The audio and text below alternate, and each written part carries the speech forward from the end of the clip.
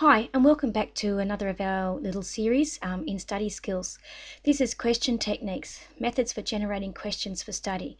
Now, if you do nothing else with these study techniques except just use questions and create your own questions, believe it or not, that's going to make a huge difference to your overall marks. And I'll explain why as we go. So a little quote from Peter Abelard. The key to wisdom is this: constant and frequent questioning, for by doubting we are led to question, and by questioning we arrive at the truth. Little food for thought. So why questions? Well, I've just asked one, haven't I? Unless you ask questions, you won't actually learn anything. And by asking questions, you will eventually find a way to the answer. And if you can create a question, you can answer it. And that's what the theory says. If you can create the question, then you can answer it. And as teachers, we create questions all the time, and we ask students questions all the time. And we do that because we actually know the answer. So that's why if you can create the question, you should be able to give an answer. So here we go. So this little page, this is in your information booklet, your study skills booklet, question cards. Now this is a Kagan method, and these are basically, as I said, just little starters. So what is, where, when is, or if we go down further, who would, why would, how will, how might. And I said they're question starters. So how might the World War II started if it had a different change of events, or where or when would the dog have crossed the road if it wasn't such and such. These are all just question starters, ways for you to actually generate questions. So how to actually use them. So you can actually play these on your own or in a small group, and as you can see in the study skills booklet, I've actually created each of those four different like quadrants into cards so that you can actually photocopy them onto some paper or onto some card and cut them up. So this is a way you can actually use them. So decide on a topic that you will be reviewing. Cut up the cards and shuffle them, and then pick a card from the pile and create a question using that starter, and then write the question down. That helps because otherwise you forget. If you are playing solo, go through the pile until the end. So there's actually 36 questions there, and then write answers to your questions. If playing as a group, you can either choose to ask someone in the group to answer as you play, or at the end answer all the questions and then compare your answers. But you can use them in so many different ways.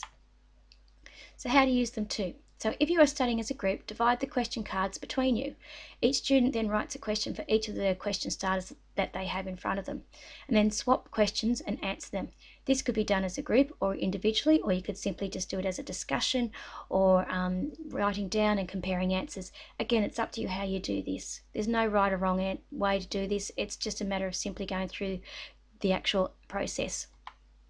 So another way to use them, you could use them in pairs. Choose at random, say 5 question starters, and then each student writes down their own questions, and then you take turns in asking and answering the questions.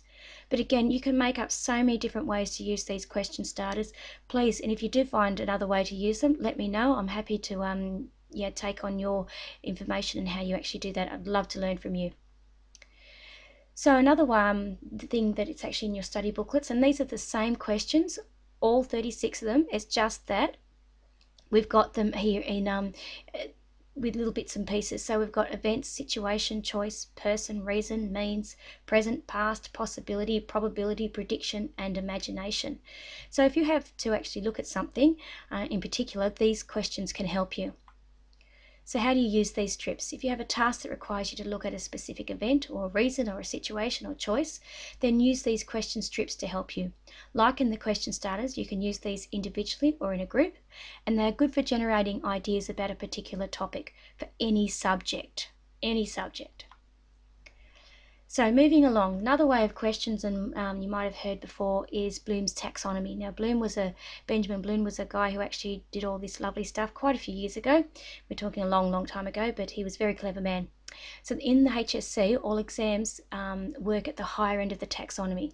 So if you are only working at the remembering stage, then you need to work your way up to the staircase to the creating step.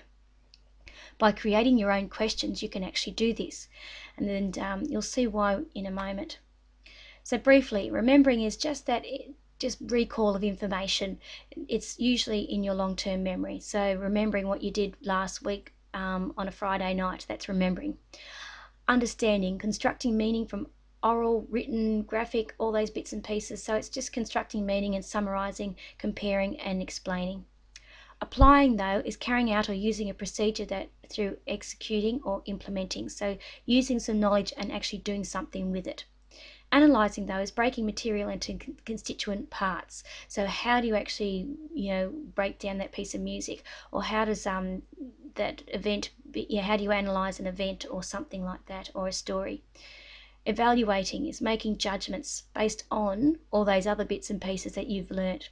And then creating is putting all those bits and pieces together and reorganizing it so that you've created something new and something unique. And in English and in music and any of the creative subjects, drama, TAS, all those things, any subject, they actually want you to be starting to think creatively. Now the problem is, for some of us, we are only in the lots end of the table and not in the HOTS. So lots, it stands for lower order thinking, and the HOTS is the higher order thinking. Okay, so we need to move from lots into HOTS.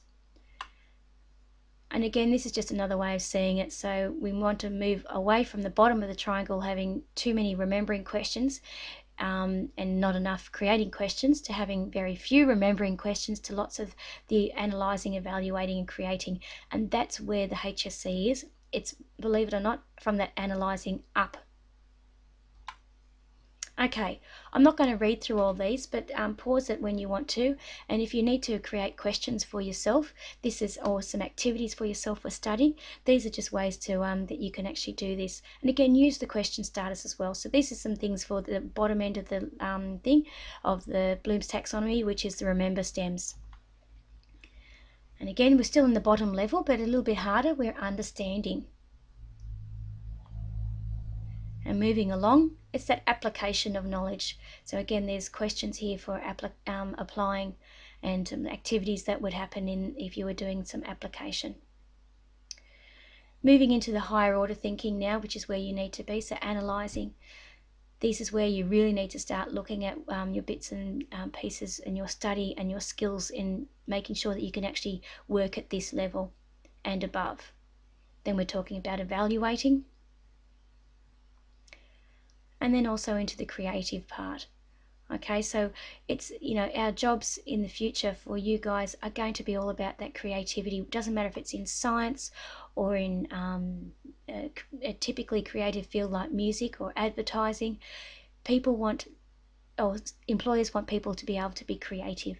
So try and push yourself into that creativity. We wouldn't have any of our scientific discoveries if it wasn't for creative people. So how do you use Bloom's? So you can create a table with each level of the Bloom's taxonomy, and you can see that in the video. Create questions at each level. Use the question starters and the question stems to help you. Answer the questions. This is to let you know. So if you can only answer them at that bottom level, then you've really got to do some more study. And use past HSC papers for any subject that you study, and try to work out which level of Bloom's they belong to. It will tell you which level you should be working at. So if they're all at the analysing level or the application level, well then that's where you need to be. But I'm pretty sure when you go through it, they'll all be at that higher level. And to end, dreams are today's answers to tomorrow's questions.